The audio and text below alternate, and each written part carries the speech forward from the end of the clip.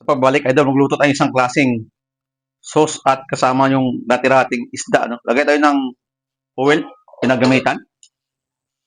Meron akong ginger, meron akong carrots, red bell, red bell pepper, tsaka red onion. Brown lang muna natin to hanggang maluto, ano?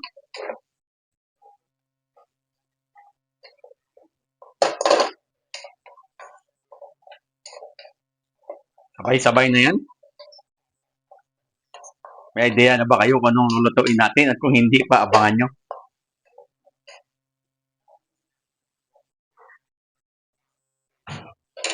Meron akong sauce, Korean sauce. Lagay natin dito.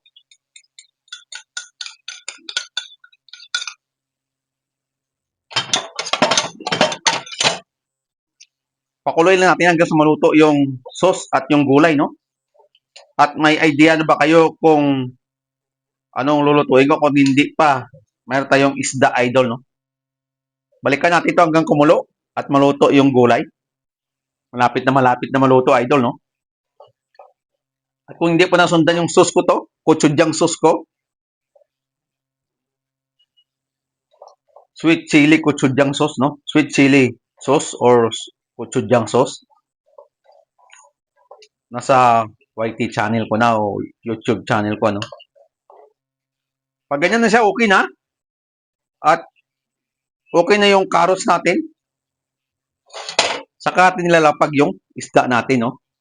Itutos lang natin yan hanggang sa maluto.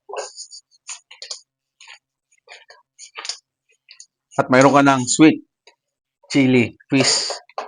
Kawig ito ng sweet and sour sa atin, no? O ito, sweet chili sauce sa Korean.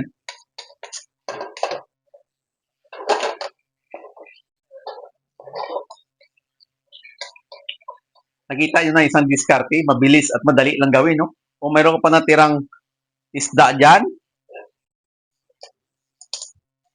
o seafoods, ganito lang gawin mo.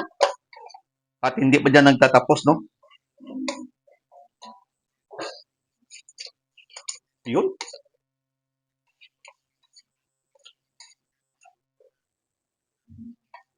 Yan, no? Kala mo sweet and sour, pero sweet chili fish pala. Pagkatapos nyan, okay na yung lasa nyan, no? Talagay natin yung spring onion sa taas para mayroon na siyang palamuti. Patayin natin na po. Bago tayo magtapos, huwag natin kalimutan mag-subscribe sa YouTube channel ko. Sa hindi pa nakapollow, follow nyo na ako. Subscribe doon sa YouTube channel ko bilang suporta sa mga videos ko. Facebook page ko, TikTok account ko, at hindi pa nag-like, share, comment. At salamat, idol, suporta. Bye-bye mga idol. Kainan na.